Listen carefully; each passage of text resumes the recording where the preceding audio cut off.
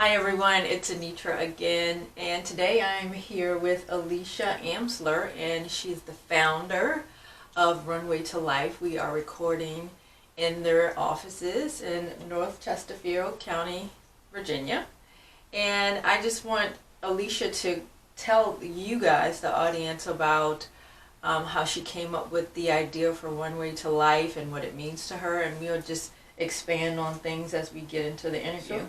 So Yeah. Thank you for joining me today. I appreciate it. Yeah, thanks for having me. You're welcome. So again, I'd like for you to start by telling the audience how you came up with the idea for Runway to Life and what it's all about, what your mission is, Right. what you plan to accomplish, you hope to accomplish, and how you're helping the community and just the people at large. Yeah, thank you. So my name is Alicia Amsler, and founder of Runway to Life. Been a salon owner for 21 years. I started doing events and things like that back in the day, and so I've always had that, just that I've enjoyed doing so many different events and bringing people together. But with Runway to Life, I remember that I was literally in a hotel room and just knowing I was going to do something, and the name came to me with Runway to Life. It was a morning that came to me. And just with my faith too, just knew that God had placed it on my heart. It was the name came, and when the name came, I actually bought the site that morning. And I actually texted 3 of my guy friends about the vision and of just everything that was just being downloaded in me, and sending it out to my friends. And they were just like, yes, we're behind you. And so literally that day I bought the website and started and just bringing together with Jackson and a few others that I had partnered with, and we started Runway to Life. And I guess being a hairdresser, I experienced the loss of suicide. So I actually lost an employee that took their life from suicide.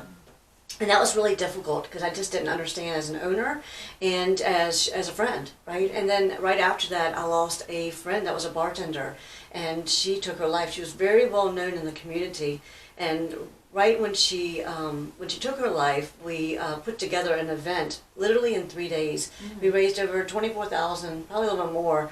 We got the news involved, so it was just incredible that we could put something together that fast, raise that much money for somebody's life, which was phenomenal.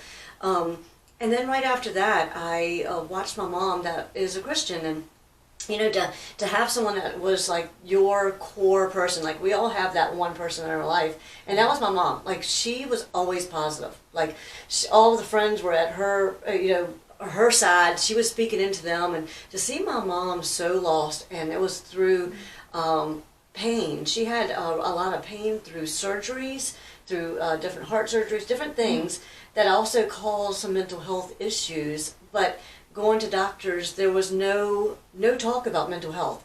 There was no talk about, there's something wrong. It was, we were on a mission, I felt, because she had so many different pains, right? Because they do feel so much different pains at that time, but there was no answers. You'd have a pain here, and we'd go to the doctor for this, and they're like, nope, it's fine. So I just didn't understand all that, and so I walked towards it instead of away. And so by doing that, is where Runway to Life really started blossoming. I didn't have all the answers either when Runway to Life, that name came to me. I saw the vision of a show, and literally in that first year, we put together the first show. We had over 450 people at our first show, which just was phenomenal. We had 300 volunteers, and so I already knew then that it was something different. And at the beginning, it was bringing beauty and fashion, because I'm in the hair industry, right? Right. And I think dealing with having a friend that passed away from suicide, that was a bartender, we started actually training. So first I got educated, and I partnered with NAMI, National Alliance of Mental Illness. We worked with the AFSP. I got training with Living Works programs, so that I could go actually and start training for suicide prevention and understand more in depth about suicide. So we literally started not just being a show, but we started doing classes for bartenders, training bartenders that deal with people. They're dealing with people that are coming to drink and they're having issues. We started training hairdressers behind the chair. We started training our youth and gosh, nurses and doctors, and we went to hotels and started training hotels before COVID happened, because so many people would go to hotels and take their lives, and you couldn't talk about it, right? So we started training, and then this is what's so beautiful about a nonprofit is that you go in one way, right? And you can see something, but then you hear the needs of people, and things just start growing. Right. It shifts and changes, and the important thing is it's not about me. It's not about even all of us people that are in it. We have a mission. But it's like when you start to hear the needs of people and you start to see the missing gaps that are out there, even for the mental health, truth starts being more clear of what needs to be done. So with Runway to Life, gosh, things have shifted so much, even with COVID happening, right? Something that could be so hard. But good comes out of even the hard seasons, right? So even through that, we learned that the needs were people needed to be connected with people because they were being isolated. So we started up groups, and even a neat part of that was Worthy was a part of us. There was a girl that Rebecca. She had an idea of forming one of the Worthy groups. An amazing lady and just a passion. So just her planting a seed, we started a bunch of groups, and now she has grown so much that she is now on her own, and she's starting up her own nonprofit on Worthy of going out to help models and people in the design industry. So it's just neat to see things bloom and grow, and even if it comes off, it's still blooming and growing, which is beautiful. That's what all of this is about, right? It's not about your idea wanting to just help the community and help people in need. It has extended in other areas, and I think it's wonderful. And I was going to ask you as well if you've seen more of a need because of COVID. Have you seen people that are reaching out to you more so than in the past because they feel isolated, because they're just really struggling with their mental health? Have you seen that? Yes. There's such a high need right now, and I think this is what's so important to know. We had a meeting this morning with the church, just because we know that over 70-80% of people that are struggling will go to even churches, and whether they believe or not, they're reaching for help right now. So people are reaching for help right now, but remember too, a lot of the world is starting to open back up. And with that, we also know spring is the highest. It is when most suicides happen. And it's not wintertime. Yeah. So right now is the time where we need to let people know, look, prepare, not that you fear, but just prepare. Even congregations, prepare. Allow people to know that when people even get pushed out into the world, it's a wonderful thing. We're so excited about it. But there's a lot of people that have been nestering their mental health. They haven't gotten help. They haven't reached out, and they're still sick, or they're still, right? It's still not healthy. So then you're pushing people out in the world. We already know that spring is the highest. Now the reason why it's highest is the days are longer, right? Even allergy season, it's one more thing, right? It's not about the allergies, it's just one more thing that they're dealing with. They can't deal with one more thing. And then they're pushed out into the world where they're going to events, going to places, then the unworthiness, all this stuff just cycles. And that's why you see the extreme amount of lives being taken during springtime. But now you have a pandemic where in springtime you're pushing people back out that aren't prepared. And so that's why I think that, just by this conversation too and us talking, it's going to just get people to reach out, get help, because there is hope. There is, and I think it's important that, more and more people are talking about their mental health, because it is a stigma attached to it. Even within certain groups, like within the Black community, there's a stigma. It's like, you don't seek help. You just try to figure it out on your own, or you don't do anything. You suppress it, and you just keep moving forward. And I think that's one reason why suicide is very high, very prevalent, because some people feel like they don't have anyone to talk to reach out to, that they may be judged, because mentally they're struggling. Yeah, absolutely. we do a newsletter too that if anybody's watching, you can go on runwaytolife.com and you can link on the newsletter. Mm-hmm. But we're doing a weekly newsletter, and we're doing one on the soul, the spirit, and the body. And literally last week's newsletter was about coming against the lies. Because we can think these things, but literally what is truth and what is a lie, right? And even with mental health, we can get wrapped around so many things that are really, if we could take every thought captive, really, what am I thinking? Is it really truth, right? Yeah, am I really alone? A lot of times we feel like we are, but who is that person I can reach out to? Is it a teacher? Is it a counselor, right? I had a wonderful conversation with the board. She's in charge of the board for the schooling. And she said, Alicia, we have trained, like even our kids, like we think, oh, our kids, they have so much training going on for our teachers right now that even during the pandemic, you could have reached out to your counselors if your children were struggling. Even at home, they would have set up times, and people just don't know. The resources are usually there. People just don't know of the resources that are there. But there are so many resources at every city, no matter if you have money, you don't have money, but there's plenty of things out there. But as you said too, so many, it doesn't matter who you are, depression, mental health, it hides in rich and famous, it hides in the perfect, right? Because some people you just don't, you think you hear about it, and it's like, I would have never suspected, that this person was struggling, going through this, and then they felt that they weren't being heard, or they just, whatever the reason it may be, they felt like it was just their only option to end it all, to end all the pain. And it's so sad, to think about that they feel that way, that they were in that much pain. If you could imagine how much, if you carried that pain, a lot of times people want to hide because they feel like, one, that people can see the pain and they can feel the pain. And they hurt so bad. Usually people that are hurting so bad, they love people so much that they don't want other people to feel or experience, or us to put it on them. So in ways, even for suicide, they're trying to get out of the way of the world. They're trying to get out of the way of the people they love so much, because they feel like if I could just pick me up, move me out the way, everything would flow. And that's so not true. If anything, we don't want to be left without, because that suicide, it literally, even in the spiritual, it goes to someone else. Even in the mental health part, like we know that if you have suicide in your family, that you have a higher risk of it being in the family, right? So that's something that families, it starts in the homes, that we need to have the conversation.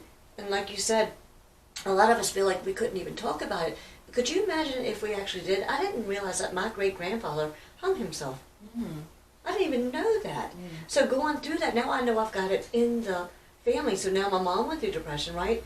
But we can stop any generation thing if we know. If we don't know, right, whatever you cover up, it grows. It does. Right? And then if you have the tools to deal with that, it's more discussed now. I feel like, people are like, okay, well, we can talk about this a little bit more. In past generations, it was like, that's just not something you talk about. You just kind of put your head down and you move forward. Life is hard. Get over it, deal with it. You don't want to discuss being weak. Right. Some people may think that you're weak if you're not strong mentally or emotionally. Yeah, you think it's through your weakness you become strong. So, I just know in my weakest moments is where I've grown the most. Yeah. But it's by reaching out, by letting, even a girlfriend or whoever your best friend is, allowing people just to speak into you, right? So that's why it's so important.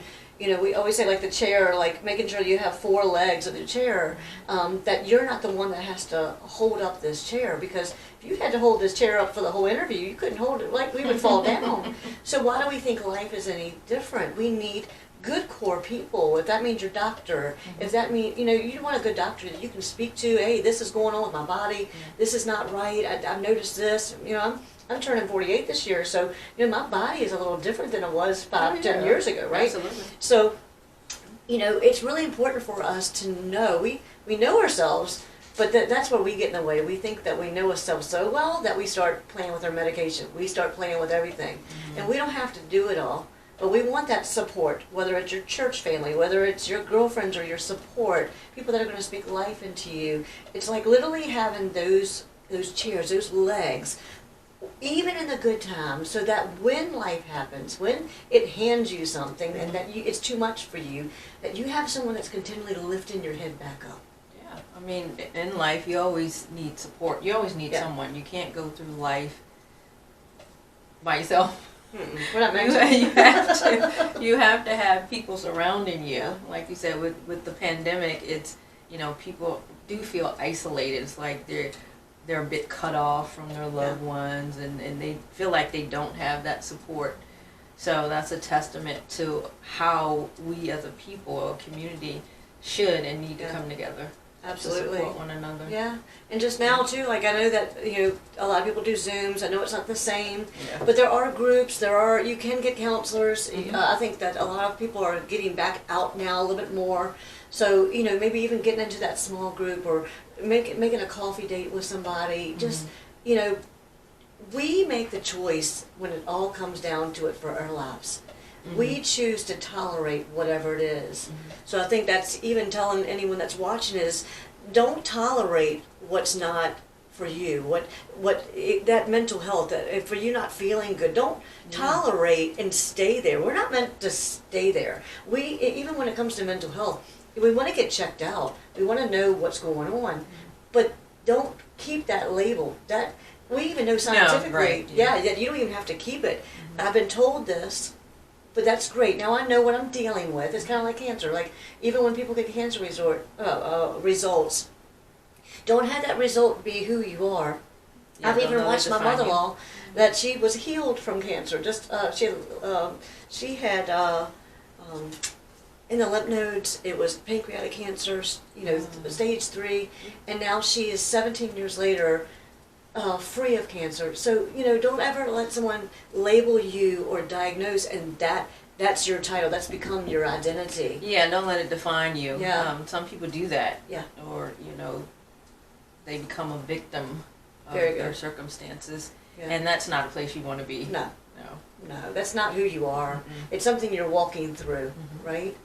And so I always think like it's the freedom you're looking for, the victory you're looking for, right? There's going to be good things that are for this life, and sometimes we can get so set on seeing just defeat that we stand at defeat and we accept and come into agreement with it and think that there's nothing else, and that is a lie. Yeah, you're right about that. I think, and that's the importance too of having that human interaction, that support. So when you go through those periods, you have someone, at least one person, to just let you know there are better days. Yes. Yeah. There are times that we're definitely going to struggle, but there are better days. Yeah.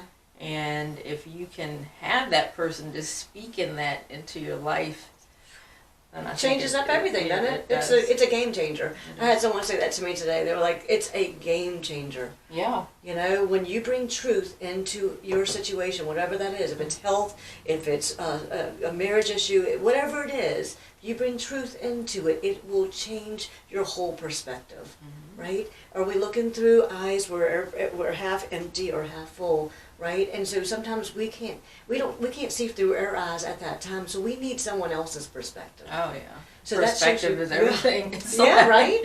So that's why we need people to speak into us, because we're not always looking through the perfect glasses. No, those lenses are very tainted Right, at times. So it's like, you need that person. Yeah, no matter how positive you are, how grounded your faith is. I mean, you have pastors that are falling down, right? And it's because we're man, like it's like man, woman, doesn't matter. Like we are not perfect, so we need strength. We need people to speak into us.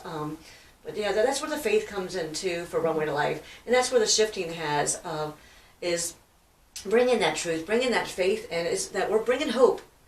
Right? People need that. I mean, you always, Yes. I mean, that's one of the things in life that you always want to have or to carry with you is just that hope. Yeah. That things are going to get better. If you're in a circumstance, you feel like it's just, I don't know what's going to happen, how I'm going to get through this. You need hope and you need your faith. Yeah. And I know your faith is very strong. We've had that conversation before. Do you want to share with the audience a little bit about your background and how your faith just grew? Sure. Yeah, well, that's a whole testimony, but I would say I even, it's funny, I actually walked away probably for 17 years, always just knew God and believed, I was grounded in it when I grew up, but I walked away, and it's funny how I started seeing my whole identity literally being scooped out and becoming something else. And so I think that the things that I walk through, not that God made me do it, right? He gives us free will and choice. I chose to walk away and do things. But I literally, now I can look back and say that I was starting to become something I was never really supposed to become, right? And so then it becomes a loss of identity. But I can use that piece now in when I'm seeing others, because identity is the first thing to go with people when they are at a crisis. They feel like they have no worth, that they become something else that they were never supposed to be, right? And that's why it's like, getting back on track, getting back on the runway, right? And going the right way, going back towards the light instead of towards the darkness, right? But with my faith, it's just grown the last couple of years, and I could say that it's grown even more through the hardest seasons, right? And even during COVID, I felt like there was just something. I remember I've been in business 20 years. I had to close my business down, so I'm a salon owner as well, on top of running a nonprofit. But I had to close our doors down for 2 months. And I will never forget it, because I cried that night. I mean, it's hard being in business so long and closing the doors, not knowing, right? We all can have faith, but you still don't know what tomorrow is. That's why it's so important to stay into today. Even in mental health, we teach you, stay in today, right? And so it's Be funny. present, A lot of people aren't present, and they're thinking about the past, they're thinking about the future, right? They're just What not ifs present. and what should have, right? Instead of right now. That's why you lose your joy. We lose our presence, we lose our peace, we lose everything because we start going yesterday or tomorrow when we're like, well, what about today, right? So I think walking through COVID, I will never forget, there was a cherry blossom tree growing, and it was beautiful, like literally just beautiful. It was March when we closed down last year. And I remember just feeling God just speak to me saying, do you not think that I cannot grow that and not grow you too during a pandemic, right? And so we think of that, like, do you understand, like, how much? I don't think we understand. It's those two things. One, do we know our Father in heaven? And do we know who we are? Yeah. And once we start getting grounded in those two things, it doesn't matter what happens, because life is full of unexpectancies, right? But He never changes. And I can say through the COVID season is when, like, just the pouring into me and just growing, which is really shifting everything for Runway to Life. Because when we grow, the things around us grow, right? Yeah. When we grow, things around us. When we don't grow, things, like, it feels like things don't grow. Like it's dying. Yeah, right. But God is a God of life. He's a God of restoration, of, everything. So I've seen where people come in with marriages, just like Alicia, there's just no way. And now I'm seeing those marriages being healed. Like, it's those walls, those black walls where you could never see anything working out for good. And I'm seeing where people were in addiction getting out, getting free. I'm seeing people that were, I had a woman a couple weeks ago that came in. She tried to take her life. She was a black woman. She came to our group. She was a beautiful woman, believer, right? But just her husband was leaving her. It wasn't the reason. But she was desperate. People are desperate right now. She grabbed her medicine and she took an overdose, and rushed her to the hospital. She wakes up in the hospital, and she went to Tucker's. They brought her back out. She came and to one of our groups. A friend invited her to something different. This is where friends can make, when we don't think we don't know enough, we don't think we have the knowledge enough, it's not about what you know. You just have the eyes to see. So step out with obedience, that you have no idea that one invite, that one help can help someone. So she brings her to our group. And she's coming with not a great heart at that time, because this is where it says guard your heart, right? Because this is where the enemy wants to come in and just defeat you. It's your heart, because whatever the heart is flows out the mouth, right? Even what we speak over our life, over everything. And so she came not expecting anything. Her husband had left her after this. She just feels like everything has just, I have nothing to live for. And she's getting out, right? So she's been in the Tuckers, came out, comes into our group, and because of the testimony of others, that it was another girl that had tried to take her life 3 months ago, and she also found our group, is on a different spin. She's seeing hope now. Because of her testimony, it broke her, and she was able to tell her testimony, which a documentary was just done. It just so happened that was the night they were taping our documentary. So you'll be able to see her testimony that night, recorded. She sends us a picture today. We laid hands and we prayed over this lady that was broken. She sent a picture today of her and her husband going to church together. Remember, he left her, and that was why she was going to take her life. And now they had their hands wrapped around each other, and they were trying to restore the marriage. Isn't that something? So what the enemy meant to steal and take, he's still kill and destroy, right? Take her life, take their marriage. And now they are together working towards something. Like, those are the testimonies are just like, wow. Yeah, I know. And you see that and you're like, it just restores your faith. And strengthens it. Strengthens it. There's hope. So I know that you and Runway to Life are doing great work in the community and just helping people with their struggles and trying to embrace them. Are embracing them and not judging them. And that's, an important component. Yeah. Because, as I stated before, people can feel like they're being judged, and when they feel that way, they just clam up and they don't want to share. Yeah. So I definitely commend you for that, and I thank you for that and all the good that you're doing in the community. Really, Runway to Life has kind of like just shifted and changed a little bit. We are still doing fashion, but we have been asked to do, we actually are going tonight. We have a healing night that we're doing at Christian Life. Where we actually sat down with Southside Nazarene. We are going to be doing a big event over there as well. We even have some people that are a part of the worship team. We have some of the girls that have been struggling with depression that are now leading singing and things like that. We will have a show. We are planning, but with the COVID and everything, we're just changing up some stuff. So we are just, I feel like we're just kind of branching. We're just kind of changing a little bit and shifting, but still there for the needs of people with mental health. Again, the big change is probably bringing that mental health, but also bringing that faith in. And there, it's kind of like the plane. Having one side of the plane, you can't go off with just one side. Or one engine. And right, you need both. So that's what we're realizing is that we need, even talking to churches, talking to people about, because a lot of times we can be too spiritual but not be enough mental health, right? So you need both pieces. You need evaluations. Go to the doctor. Some people need to be on medicines and things like that. But we also need that hope. And I feel like that's where we're bringing those grounds in, of bringing both pieces that are so needed.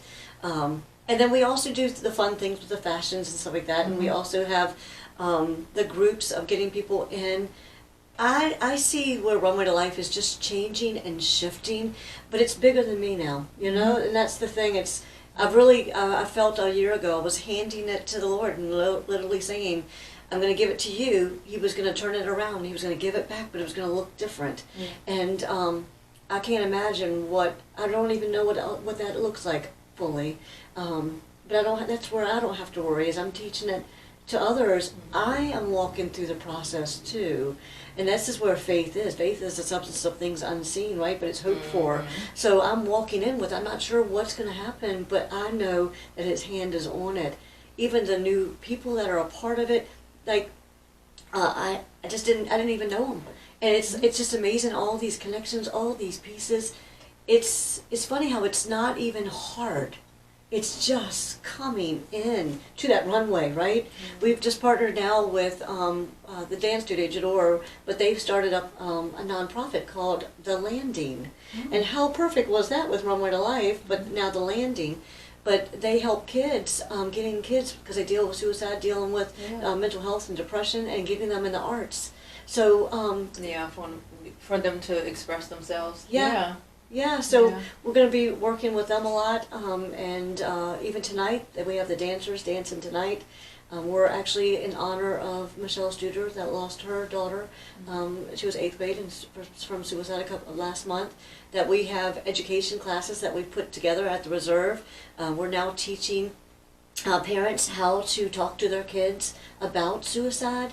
That's important. Yeah. That's an important component, because sometimes, I mean, they just don't know. I mean, they may think that they're just struggling with something that, as far as friends, schoolwork, they probably don't even, can't fathom that maybe it's just mental, that they're struggling mentally. Right. So for you guys to come in and just teach them, or give them some tips or just indicators that it may be mental health. Yeah, I think it's fantastic. It's just starting the conversation too at home, and that's so we literally give them the words, how to ask direct questions to their kids, and then we're actually having a class next week to talk to the kids. And so we are creating an atmosphere where we have questions. We're going to get them to talk, and it's creating even the events of bringing up, speaking about it, but making it not so uncomfortable, so that people can get help wherever that is. Wherever that, if it's an addiction, they need to get help with that.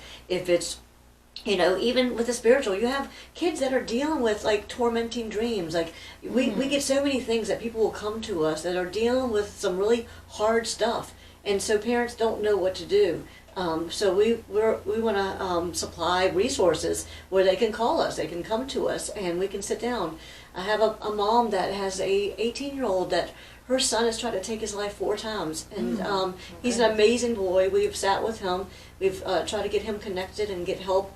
But these stories, there's so many of people. This is in our own community. These are our kids that are fighting and they don't know what to do, right? So it's creating different outlets for them to get involved with, to speak up, but also to allow the parents a voice to be able to speak up and to get them help, so that more lives are saved. We don't want any more of our kids taken. No, I mean, that's good to make them feel comfortable. Yeah. I spoke about that earlier. It's just important to do that so that they won't just clam up and feel like they just don't have the outlet or the platform that they need to express themselves. And that's why I think the art is good too, and they can do it that way. Absolutely. Yeah. Yeah, but you will see us. Again, we will be posting up. We're not putting anything out right now, but we do have the documentary that's going out very soon, probably in a couple months actually. Yeah. And we have different events we'll be posted on our page. People can see us on runwaytolife.com, or they can actually go to our Facebook. Is a great place to see. We'll put up our events, anything that we've got going on, any free classes for people to participate in. Yeah. Also groups if they want to get interlocked with some of these groups, or if they just have questions. We also have a spiritual warfare team that we've created, which is so awesome, because some of the stuff is very dark, that we're able to walk people and meet, like I said, walk with them and answer. Well, they don't feel like they're going crazy. Like they can literally call us and say, hey, I'm dealing with this. But people are scared. They're scared to talk about it. They are. Like I said, it's kind of taboo. I mean, not as much anymore. Right. Like we discussed earlier, but it's still an aspect that's taboo. Right. Or, people don't want to feel like, oh, well, what's wrong with me? Yeah. Why am I not normal? Yeah. Why can't I overcome this? Why is this so hard?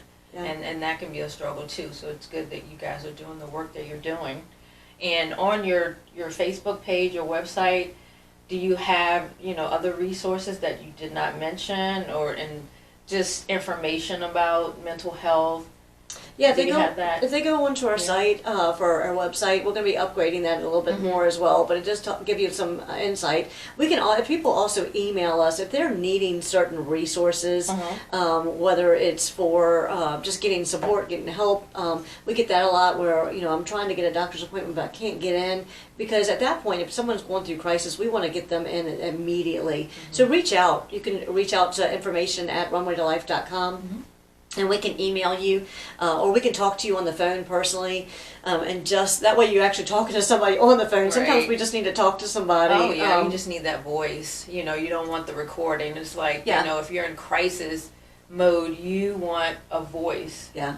On the other line. Absolutely. If you can't get someone in person, you just need that voice. Yeah. To know that someone cares. Yes, there's always the 1-800 number for suicide hotline, and you also have the 741-741 text line, and that is a crisis text line, so anyone can call it anytime. Doesn't matter if you're going through domestic violence, if you're going through anything, it's a crisis line, and that's the text line, and they will immediately text you back. Yeah. And again, like I said, if someone's going through crisis, I mean, you want to reach out. You have 20 minutes to 2.5 hours when someone's in crisis. You don't want to play around. We don't want to assume. A lot of times we worry, like, oh, I see them struggling, but I'm uncomfortable. I don't want to, what happens if they're not thinking that? If you have the eyes to see, then go with your gut, always. And don't ever worry, because if you see someone struggling, whether they're thinking the thoughts of suicide or not, they're not going to be upset that you said, hey, I see you. Yeah. I'm worried. Are you okay? It'll make you recheck. Even if I'm not thinking that, and you came to me, it's going to just make me say, hey, look, I need to reevaluate. Maybe I do need to talk to a counselor. Maybe I do need to have a friend that I speak to. Yeah, that gut is a great indicator that something's not right, something's off. And even, like you said, even if it's the wrong assumption, that person will hopefully see that you care enough to speak on it, and then you'll open the door up for that conversation. Yeah, go with your gut and just ask direct questions. A lot of times we sugarcoat things, but it's for us, not for them. Yeah. So if you see it, right. So if you see a friend struggling, you could just say, hey, it looks like you're really struggling. How are you? You can even just say, how are you doing? If they say, I'm okay, usually okay can mean all kinds of stuff. Oh, yeah. So if someone even says okay, I'm like, where is okay? Even from a 1 to a 10 on your mental health, 10 being the not as good. Where are you? You know, be very clear and direct, so that way you're understanding where they are. Yeah. Well, anything else that you want to share with what's happening with Runway to Life? Any more information that you want to give to the audience to help them? Yeah. Like I said, get connected. If you are interested in getting one of the groups, definitely get in one of the groups. Community is everything. You know, it's so important for us to get connection. You know, if that means going, even if you're in your own churches and getting into one of their small groups or whatever you are, like getting into something where you're getting like-minded people around you. But stop tolerating it. Meaning, like, just don't stay at home. Don't be nestled with. It's funny how we can be so comfortable with our discomfort sometimes, and it's hard for us. I say complacent with your misery. Yeah. Well, we don't want to stay there. No. Like, we want to grow. So, you know, maybe even if you've heard this, it's not by accident that you actually got on this today, and that you're running by us and you're hearing us speak to you. So if it's you that we're speaking to, and that you just said, you know what, I'm going to stop tolerating it, and I'm going to reach out, get help. If that means get help talking to your doctor, talk to your counselor. You know, stop trying to do it all yourself. Maybe talk to your family, or schedule a time on for your family. Maybe you have kids. Put it on the calendar that you're going to say, hey, Tuesday night we're going to speak up with our family on mental health, and we're going to have a conversation, right? Or I'm going to even call my family and talk about what was in my family. What did my mom, did my grandma struggle? I want to know, and I want to stop it in this generation. And I think too is just if you want to just go to our Runway to Life, like our pages, and that way you won't miss anything. You'll see all the things that we're doing. We will have a lot going on with some of the events, and we're trying to live stream them so people can connect with them. Even tonight's will be live, so that if you're watching this and we've already done it, you can go back and you can see the live stream of, even tonight is a night of hope, and so in honor of Sophia, so we're excited for that. We know that that even through this hard, difficult time, that good can come out of it. So we're expecting some great things, even for some kids, just to get breakthrough tonight. Well, yeah, you're already doing wonderful things. Like I said, she's just she's not trying, but she is doing things to kind of bridge the gap as well, and get more people and more of the community speaking about mental health, because it's just needed. I mean, we're not in, like the 1950s. We're 2021. So these are conversations that we need to have so that we can save our children, we can save our loved ones, and just ourselves, and let them know that they have resources, they have people who care. people who want to be there for them and to help them. They just have a community of love that will be there for them. Amen. Yeah, absolutely. So I want to thank you for taking time out of your schedule to chat with me and to give the audience all of this great information and hope, like we said, that hope and faith that things will be better. They are. They're getting better, and we just have to hang in there and be there for one another and do what we can. Yeah. You know, as humans, we have to do that. We have to lift one another up and help one another and not be selfish in our approach. Yeah.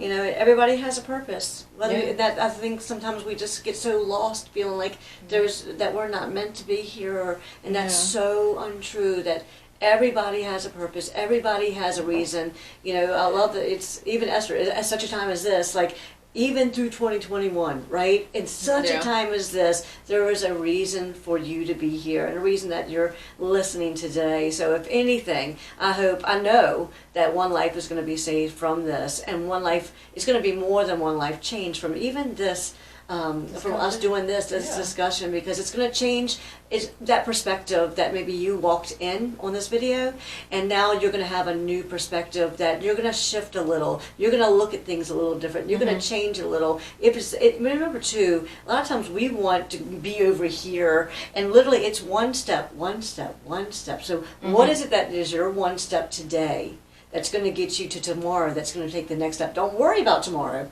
but what are you doing today for that one step? Be present, like you said. And, you know, it's important for you guys to know, too, that you are important. People love you. As she said, you do have a purpose. You may not be able to see it right now, but you do. You're unique. God made you specifically in His image, and you're unique. You have your own qualities, your own purpose. There's only one of you, right? Yeah, it's only one of you. You're just unique. And hopefully you will take that to heart, and you will be a better person and gain something from this conversation. And if you're still struggling, again, the information is you know, has been put out there today. And, you know, if you're still not as comfortable, go to the website. And gain those resources, and just reach out to someone if you need to. Alicia's here for you guys, and I thank her so much for all that she's doing within the community and how she's helping everyone and just being a selfless warrior with everything. Too funny. I love it. Yeah, it's nothing better than seeing the success stories and seeing people. I know I can see that too, because I've been around people, as we all have, I'm sure, who are just struggling with things, who are really depressed, and you know, they go through the steps that they need to be better, and you can just see it, that darkness to the lightness. You can see it. Even tonight we have a dancer that's dancing, and it's going to be beautiful, but at the beginning of it, where she's struggling, she's dancing, it's in dark. But there's one light, and so at the end of the song, as the song goes, she's actually being pulled to the light. She's being drawn to the light, and she becomes something different because she's in the light. So, you know, it's just... She has that metamorphosis. Just beautiful. It's beautiful. And we could go on, but I'm sure she has things to do. We have things to do, so we will end it there. Again, you guys have the information, and I just... thank you for staying tuned to this and listening to this important topic that affects all of us. So we all have to come together collectively to try to combat it and be there for one another. So again, I'm Anitra, and this is Alicia, and I thank you guys for joining us today, and I will see you next time. Bye.